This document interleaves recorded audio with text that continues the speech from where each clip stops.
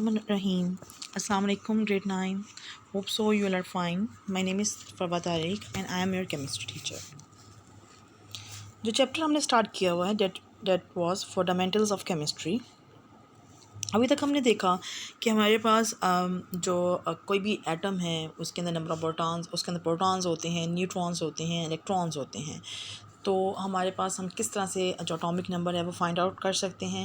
Atomic number जो basically होता है वो नंबर ऑफ़ प्रोटॉन्स होता है and the mass number of protons and number of neutrons का सम होता है। ठीक हो गया। इसके बाद हमने देखा था कि रिलेटिव एटॉमिक मास बेसिकली क्या होता है। किसी भी एलिमेंट का रिलेटिव एटॉमिक मास क्या होता है कि जब हम उसको कार्बन 12 के 1/12 मास के साथ कंपेयर करते हैं, that is actually the relative atomic mass of that element. ठीक हो गया। उसके बाद हमने देखा था कि हमारे पास जो रिलेटिव एटॉमिक मास के यूनिट क्या होता है, उसका यूनिट होता है एटॉमिक मास यूनिट। ठीक है। और उसको हम किस तरह से रिप्रेजेंट करते हैं, small a, small m and small u से। और उसकी वैल्यू क्या होती है 1.66 इंटू 10⁻24 ग्राम्स। इसके बाद हमने उसकी डिफरेंट एग्जांपल्स देखी थी। अब हम जो देखेंगे कि अब जो भी एलिमेंट है, ठीक है, हमने उसका देखा था कि उसको सिंबॉलिकली हम रिप्रेजेंट करते हैं। ठीक है। जब कोई भी एलिमेंट बॉन्ड बना लेता है, आयनिक बॉन्ड बना रहा है या कोवलेंट बॉन्ड बना रहा है, किसी भी तरह की जो बॉन्डिंग कर रहा है, जब केमिकल बॉन्ड उनके दरमियान में बन जाता है तो उसमें हमारे पास मॉलिक्यूल्स जो बनते हैं उनके फार्मूलाज होते हैं। ठीक है। बेसिकली किसी भी जो मॉलिक्यूल का जो उसकी रिप्रेजेंटेशन होती है उसको हम फार्मूला यानी कि केमिकल फार्मूला कहते हैं। अब केमिकल फार्मूलाज जो होते हैं हमारे पास वो दो तरह के होते हैं। Number 1 is empirical formula and the second one is molecular formula. ठीक है। जो एम्पिरिकल फार्मूला होता है असल में वो सिंपलेस्ट फार्मूला होता है किसी भी मॉलिक्यूल का। ठीक हो गया। और जो मॉलिक्यूलर फार्मूला होता है वो जो एक्चुअल नंबर ऑफ़ एटम्स होते हैं किसी भी मॉलिक्यूल के अंदर प्रेजेंट, तो वो उसको रिप्रेजेंट करता है। इसको थोड़ा सा डिटेल में हम देखते हैं। Number 1 is empirical formula. It is the simplest whole number ratio of atoms present in a compound. यानी कि सिंपलेस्ट होल नंबर रेशो का मतलब ये है कि वो सिंपलेस्ट का ये मतलब होता है कि हम उसको फर्दर उस नंबर को डिवाइड नहीं कर सकते। वो जो नंबर है वो उसके बाद फर्दर उसकी डिवीजन नहीं हो सकती। ठीक है। यानी कि रेशो आप तो लेते हैं ना, रेशो तो आपको पता है कि रेशो क्या होती है, किसी भी दो जो नंबर्स होते हैं उनके दरमियान, 2 या 3 नंबर्स के दरमियान हम रेशो लेते हैं, यानी कि उनको इक्वली डिवाइड करते हैं, इक्वल नंबर से डिवाइड करते हैं।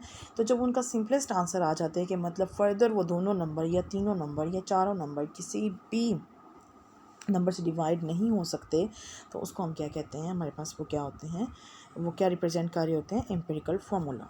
ठीक है। इसमें एक एग्जांपल देखते हैं, आपको ज़्यादा अच्छे तरीके से समझ आ जाएगी। जैसे कोवलेंट कंपाउंड की पहले एग्जांपल देख लेते हैं। जैसे सिलिका की हमने बात की थी, SiO2। Si बेसिकली क्या है, सिलिकॉन। O2 क्या है, ऑक्सीजन। देखें Si के साथ कोई नंबर नहीं है। ठीक है। यानी कि फर्स्ट एलिमेंट के साथ कोई नंबर नहीं है, यानी कि सिलिकॉन के साथ नंबर नहीं है। जिसके साथ नंबर नहीं लिखा होता वो एक्चुअली क्या होता है, 1। ठीक है। और जिसके साथ नंबर लिखा होता है, और जैसे हमारे पास ऑक्सीजन के साथ नंबर लिखा हुआ है, डेट इज़ 2। तो फिर हमारे पास ये क्या होगा कि जो इसकी जो रेशियो बनेगी वो बनेगी 1:2। ठीक है। तो इसका जो एम्पिरिकल फार्मूला होगा वहाँ पास क्या होगा, SiO2। क्लियर हो गया। इसके बाद हम एक और एग्जांपल देखते हैं ग्लूकोज की। ग्लूकोज का क्या फार्मूला होता है, C6H12O6। इसके देखिए कार्बन का नंबर क्या है, 6, हाइड्रोजन का 12, रेशियो ऑक्सीजन का 6। ठीक है। तो इसकी जो सिंपलेस्ट फॉर्म अगर मैं निकालूँ, तो अगर मैं इसको 6 के टेबल पे डिवाइड करती हूँ तो 6 1 ज़ार 6, 6 2 टाइम्स 12 एंड 6 1 टाइम्स 6, तो क्या बन जाएगा 1:2:1। इसका मतलब है ये जो हमने सीक्वेंस में नंबर लिखने हैं, ऐसे नहीं करना कि आपने कार्बन और हाइड्रोजन और ऑक्सीजन देखें बिल्कुल सीक्वेंस में है। आपने ऐसे कभी भी नहीं करना कि ऑक्सीजन का पहले लिख लें, कार्बन का बाद में लिख लें या हाइड्रोजन का बाद में लिख लें। ऐसे नहीं करना है, इनको आगे पीछे बिल्कुल नहीं करना। जिस तरह से नंबर लिखे हुए हैं एज इट इज़ नंबर लिखने हैं। जैसे कार्बन का 6 है, हाइड्रोजन का 12 है, ऑक्सीजन का 6 है। तो जब मैं इसको एक ही नंबर से डिवाइड करूँगी तब भी मैं इसको सीक्वेंस में करूँगी, 1:2:1। ठीक है। तो इसका जो कार्बन का नंबर क्या है 1, हम सी पर लिख लेंगे, हाइड्रोजन का 2, ऑक्सीजन का 1। ठीक हो गया। इसका मतलब है ग्लूकोज का हमारे पास एम्पिरिकल फार्मूला क्या बना, CH2O।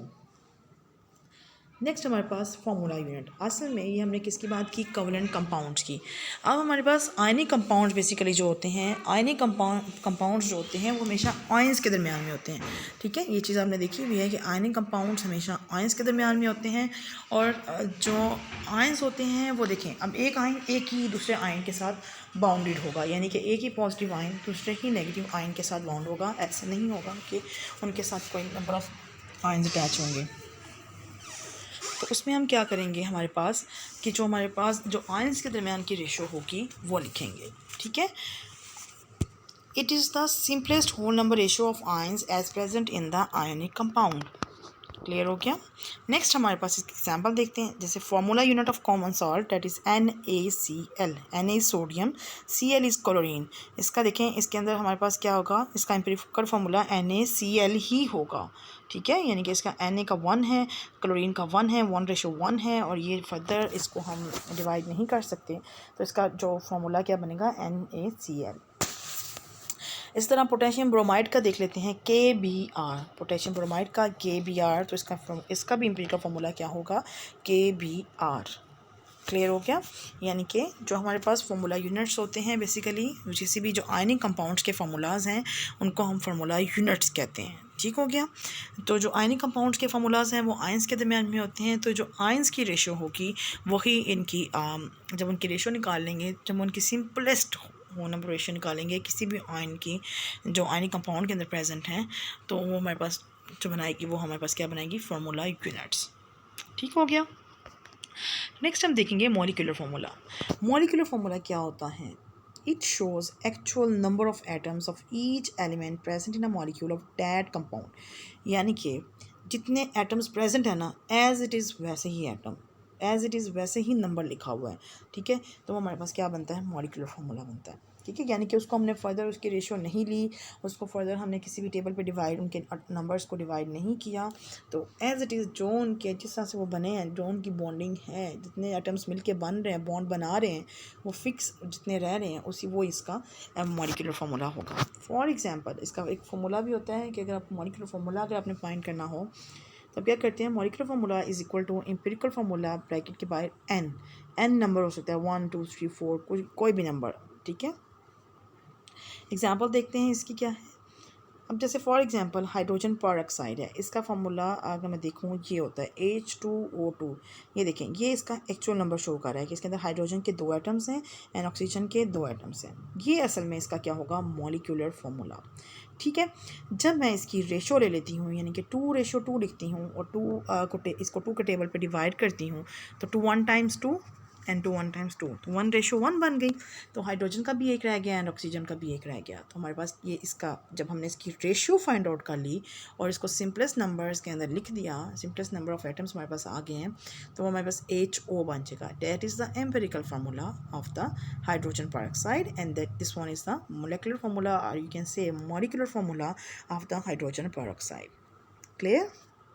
इसके बाद नेक्स्ट इज़ बेंजीन। बेंजीन का बेसिकली फार्मूला C6H6 होता है। This is showing the actual number of atoms present in the molecule. ठीक है, तो हमारे पास C6H6 ये क्या है, इसका मॉलिक्यूलर फार्मूला, और जब इसका एम्पिरिकल फार्मूला लेंगे तो CH हो जाएगा, यानी कि 6 1 6 एंड 6 1 6, तो 1 1 एंड 1 CH आ जाएगा। ठीक है, ये इसका empirical formula. Next is glucose. Glucose की देखें C6H12O6। ठीक है, यानी कि कार्बन के 6 एटम्स, हाइड्रोजन के 12, ऑक्सीजन के 6 हैं। ये इनका actual number of atoms show कर रहा है किसी भी मॉलिक्यूल का, तो ये हमारे पास क्या होगा, ये इसका मॉलिक्यूलर फार्मूला होगा। ठीक हो गया। जब हम इसको लिखेंगे, जब इसकी हम रेशो फाइंड आउट करेंगे, तो 6 1 टाइम्स 6, 6 2 टाइम्स 12, 6 1 टाइम्स 6, तो 1 2 एंड 1, C का 1, हाइड्रोजन के 2 एंड ऑक्सीजन के 1। इसको फर्दर हम डिवीजन इनकी नहीं कर सकते, so the empirical formula of glucose is CH2O। ठीक हो गया। अब आपने देख लिया कि एम्पिरिकल फार्मूला क्या होता है और हमारे पास मॉलिक्यूलर फार्मूला क्या होता है। एम्पिरिकल फार्मूला इज़ एक्चुअली वो फार्मूला होता है कि जिसमें simplest whole number ratio of the atoms, किसी भी मॉलिक्यूल कंपाउंड के अंदर जितने जो होते हैं हमारे पास फार्मूला जो शो करते हैं वो एम्पिरिकल फार्मूला कहते हैं। एंड मॉलिक्यूलर फार्मूला में जो हमारे पास एक्चुअल नंबर ऑफ एटम्स होते हैं उसका मॉलिक्यूलर फार्मूला कहते हैं। और अगर एक हमने पढ़ा आयनिक कंपाउंड्स के जो फार्मूलाज होते हैं उनको हम फार्मूला यूनिट्स कहते हैं। ठीक है, हमने इनकी एग्जांपल्स भी देख ली, हमने इनकी डेफिनेशन भी देख ली, इनकी डिटेल देखी। उम्मीद करती हूँ अच्छे तरीके से समझ आ गया होगा। अब आप इसकी जो फर्दर डिफरेंट एग्जांपल्स हैं एम्पिरिकल फार्मूला की और मॉलिक्यूलर फार्मूला की, वो आप अपनी बुक को भी कंसल्ट कर सकते हैं। ठीक है, आप अपनी किसी बड़ी बहन से, बड़े भाई से, कहीं से भी, किसी कज़न से, किसी से भी हेल्प ले सकते हैं इसके बारे में। ठीक हो क्या सर? कि कोई भी इंटरनेट से एग्ज़ाम्पल ले लें, इनकी एग्ज़ाम्पल सेम ऐसे ही टेबल बना के अच्छा सा नीट सा किसी भी कॉपी के ऊपर या शीट के ऊपर ऐसे कंपाउंड का, फिर एम्पिरिकल फार्मूला का है, मॉलिक्यूलर फार्मूला का, ये आप काम कीजिएगा। आपकी प्रैक्टिस भी हो जाएगी, आपको फाइंड आउट करना भी आ जाएगा। ठीक है, अपना ख्याल रखिएगा। अल्लाह हाफिज़।